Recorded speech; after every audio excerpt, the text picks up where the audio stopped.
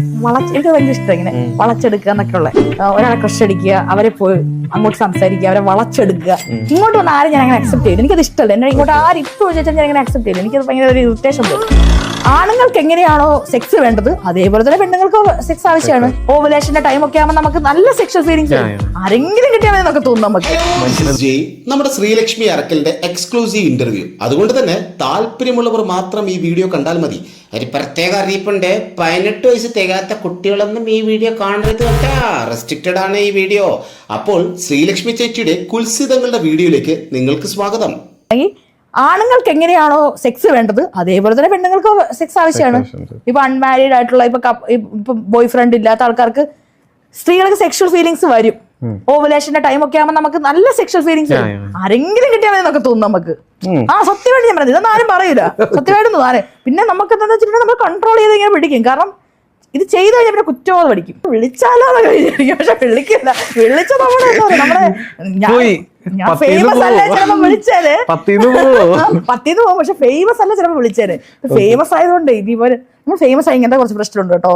നമുക്ക് ഇങ്ങനത്തെ കുലിസിത പ്രശ്നങ്ങൾ പരിപാടിയൊക്കെ അങ്ങനെ ചെയ്യാൻ പറ്റത്തില്ല. അതുകൊണ്ട് ഞാൻ ഫേമസ് അല്ല. നീ ഇപ്പൊ ഫേമസ് ആവും. ഇനി ഇവിടെ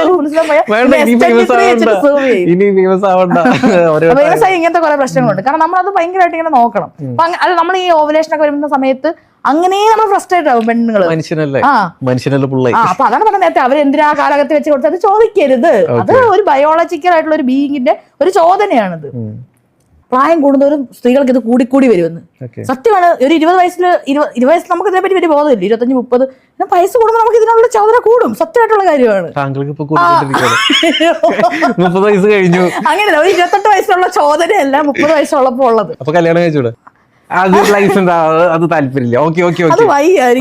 മനസ്സിലായി. അതായത് സ്ത്രീകൾക്കും ഇതുപോലെ തന്നെ പുരുഷന്മാരെ ആവശ്യമുണ്ട്. അപ്പം ആണുങ്ങൾ സ്ത്രീകളെ അപ്രോച്ച് ചെയ്യുന്ന നോർമൽ ആയിട്ടുള്ള കാര്യമാണ് ഇവിടെ എല്ലാം നടക്കുന്നതാണ്. പക്ഷെ സ്ത്രീകളെ പുരുഷന്മാരെ അപ്രോച്ച് ചെയ്യുന്ന അത്ര നോർമൽ ആയിട്ടുള്ള കാര്യമല്ല. പക്ഷെ അതിവിടെ നടക്കുന്നുണ്ട്.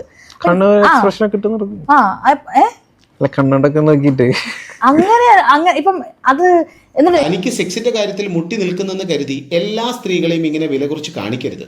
തന്നെ പോലെ എല്ലാ സ്ത്രീകളും ഈ വിഷയത്തിൽ ഇങ്ങനെ അലഞ്ഞു നടക്കുന്നവരല്ല. പിന്നെ ചേച്ചി ഫേമസ് ആയ കാര്യം പറഞ്ഞു. അതിന് ചേച്ചി പണ്ടേ ഇതുപോലുള്ള കുൽസിതങ്ങൾ പറഞ്ഞ് തന്നെയാണ് ഫേമസ് ആയിട്ടുള്ളത്. മീഡിയ കാണുന്ന പോലെയല്ല നമ്മൾ റിയൽ ആയിട്ടുള്ള ആൾക്കാർ. ഫെമിനിസ്റ്റുകളാണ് സത്യം പറഞ്ഞാൽ ഫെമിനിസ്റ്റുകളുമായിട്ട് റിലേഷൻഷിപ്പ് വെക്കുന്ന പുരുഷന്മാരുടെ ഭാഗ്യം. കാരണം ഇഷ്ടം പോലെ സെക്സിന് ഒരു പഞ്ഞം ഉണ്ടാവത്തില്ല.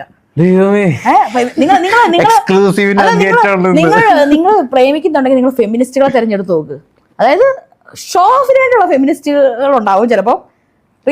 താങ്കൾ ഫേക്ക് ഫെമിനിസ്റ്റ് ആണോ ശരിക്കുള്ള ഫെമിനിസ്റ്റ് ആണോ? ഞാൻ ശരിക്കുള്ള ഫെമിനിസ്റ്റ് ആണെന്ന് ഞാൻ പറയും. ബാക്കി എല്ലാവരും ഫേക്ക് ഫെമിനിസ്റ്റ് എന്ന് വിളിക്കും. അതുകൊണ്ട് ഞാൻ അവർക്ക് സമാധാനം കിട്ടാൻ വേണ്ടി അങ്ങനെയല്ല. നിങ്ങൾ ഫെമിനിസ്റ്റുകളെ ഏതായാലും പരിചയപ്പെടണം. ആണുങ്ങളൊക്കെ നിങ്ങൾ പേടിച്ച് നിൽക്കരുത്. അപ്പൊ പേടിച്ച് അത് പരിചയപ്പെട്ട് നിങ്ങൾ നല്ലതാണെങ്കിൽ അവർ നിങ്ങളുടെ കൂടെ നിൽക്കും.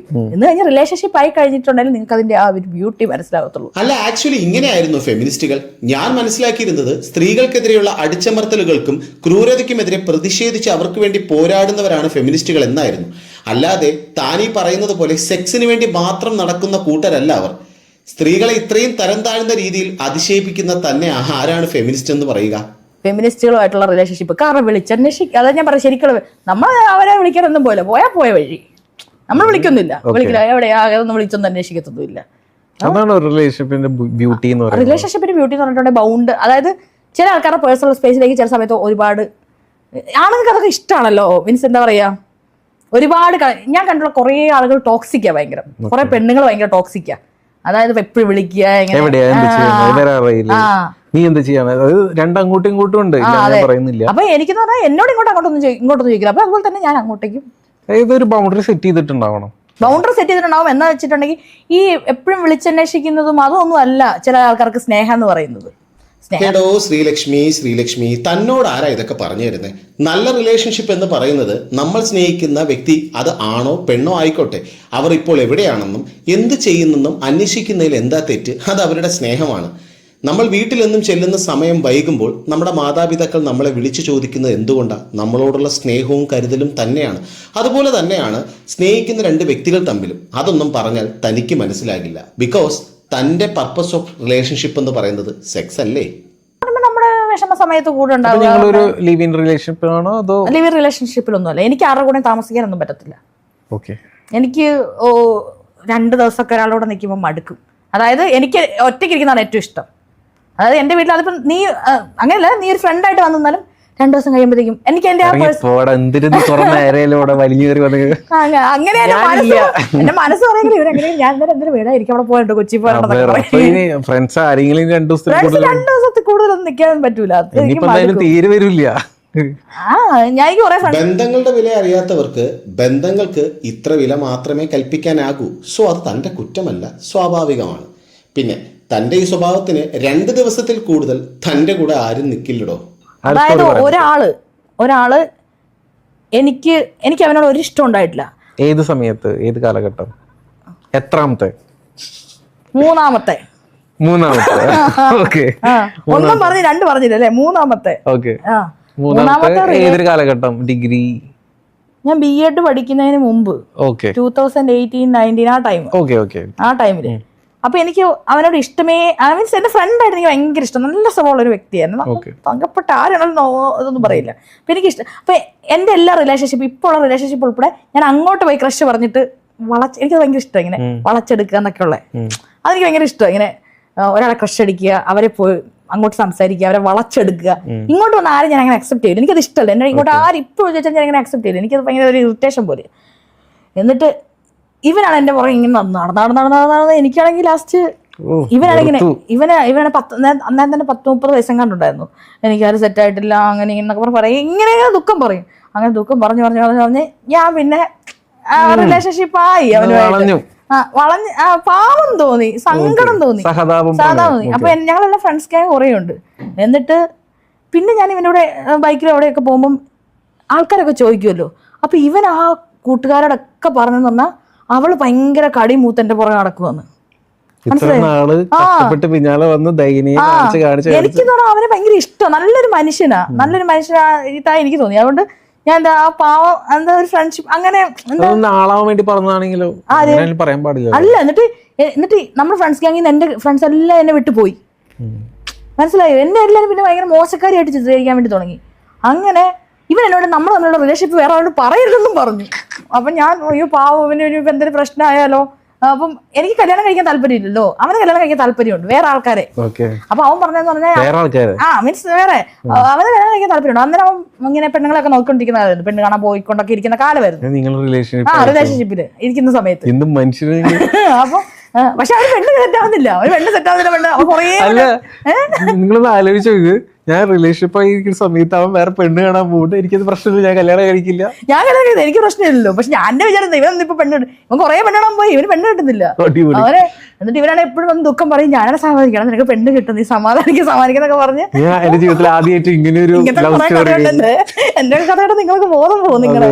അങ്ങനെ ഞാൻ സമാധാനം ശ്രമിച്ചു. അങ്ങനെ എന്നിട്ട് ഇവൻ എന്ന് പറഞ്ഞു നമ്മുടെ കൂട്ടുകാരോട് നമ്മുടെ റിലേഷൻഷിപ്പ് പറയുന്നത്, കാരണം ഇവന്റെ പിന്നെ ഭാവി ജീവിതത്തെ അത് ബാധിക്കുമല്ലോ. അതുകൊണ്ട് ഇവന്റെ കൂടെയുള്ള ഫോട്ടോ എടുത്ത് വിടാൻ അങ്ങനെ സമ്മതിക്കത്തൊന്നുമില്ല. അങ്ങനെ ഇതായി കഴിഞ്ഞ് ഒരു പ്രാവശ്യം എന്തോ ഇവന് പിന്നെ ഒരു പെണ്ണ് കണ്ടപ്പോ ഓക്കെ ആയി. അപ്പൊ എനിക്ക് ഭയങ്കര വിഷമമായി. എന്റെ കയ്യിൽ നിന്ന് ഇവന് പെണ്ണ്. അപ്പൊ എനിക്ക് ഭയങ്കര എന്റെ വിഷമം ആരോടെങ്കിലും പറയാനല്ലോ. അങ്ങനെ എന്ത് ചെയ്തു, ഞാൻ നമ്മുടെ ഫ്രണ്ട്സ് ഗ്യാങ്ങിലുള്ള ഒരു പെണ്ണിനോട് പറഞ്ഞു. അത് ഫ്ലാഷ് ന്യൂസ് ആയി. ഫ്ലാഷ് ന്യൂസ് അല്ല, അപ്പൊ കുറെ പെണ്ണുങ്ങളുണ്ടെന്ന് ഇതേപോലെ, വേറെ പെണ്ണുങ്ങളുണ്ട് ഇതേപോലെ സെറ്റപ്പ്. അപ്പൊ എന്നിട്ട് ഞാൻ അപ്പൊ വേറെ പെണ്ണുങ്ങളും ഇതേപോലെ ഉണ്ടെന്ന് മനസ്സിലായി. അതായത് ഇവനുമായിട്ട് സെക്ഷൽ റിലേഷൻഷിപ്പ് ഉള്ള. മനസ്സിലായോ? റിലേഷൻഷിപ്പ് ആകുമ്പോൾ ഉണ്ടാവുമല്ലോ സെക്ഷൽ റിലേഷൻഷിപ്പ്. പക്ഷെ അവന്റെ സെക്സ് വലിയ കൊള്ളത്തില്ലായിരുന്നു. അത് സെക്സ് റിലേഷൻഷിപ്പ് സെക്സ് എന്ന് പറഞ്ഞാൽ വളരെ ഇമ്പോർട്ടന്റ് ആയിട്ടുള്ള ഒരു കാര്യമാണ്. നമ്മുടെ റിലേഷൻഷിപ്പിൽ സെക്സ് നല്ല അല്ലെങ്കിൽ നമുക്ക് അവരോട് വലിയ ഇതൊന്നും ഉണ്ടാവത്തില്ല. എനിക്ക് എൻ്റെ അങ്ങനെ പല ആൾക്കാർക്കും ഉണ്ടാവും, ചില ആൾക്കാർ പറയത്തില്ല അത്. മനസ്സിലായോ? എന്താ ഇങ്ങനെ വിഷമിച്ചിരിക്കുന്നത്? അതുകൊണ്ടാണ് 19 വയസ്സുള്ള ആൾക്ക് ചില പുറത്തേക്ക് ഇടേണ്ടി വരുന്നത്. എന്ത് ഈ സെക്സ് എത്ര പ്രശ്നമല്ല എന്ന് പറയുന്നതുകൊണ്ട്.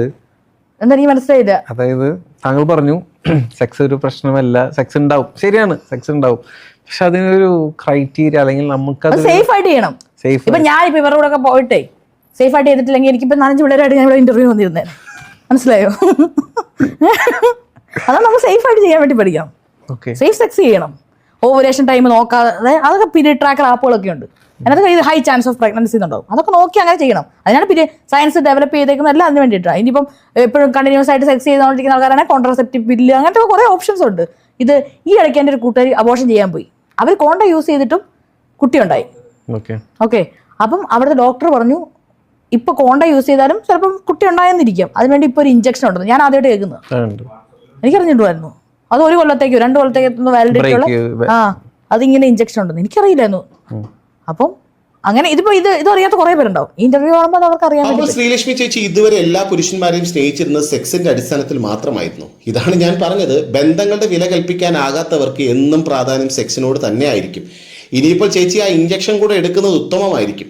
എനിക്ക് ഇന്റർവ്യൂവിൽ നിന്നും മനസ്സിലായത് ഒന്ന് മാത്രമാണ്, സ്വയം ഒരു ഫെമിനിസ്റ്റ് ആണെന്ന് പറയുകയും എന്നിട്ട് സ്ത്രീകളെ ഇത്രയും തരം താഴ്ന്ന രീതിയിൽ അവതരിപ്പിക്കാൻ ഇവർക്ക് എന്താ അധികാരം? ഇനി സ്ത്രീകളോടാണ് എനിക്ക് പറയാനുള്ളത്, സ്ത്രീകളെ നിങ്ങൾ കരുതുന്ന പോലെ നിങ്ങളുടെ ശത്രു ഒരിക്കലും ഒരു പുരുഷനല്ല. പകരം നിങ്ങൾക്ക് ശത്രു എന്ന് പറയുന്നത് നിങ്ങളുടെ ഇടയിലുള്ള ഇതുപോലുള്ള കീടങ്ങളാണ്. സോ സൂക്ഷിച്ചാൽ ദുഃഖിക്കേണ്ട.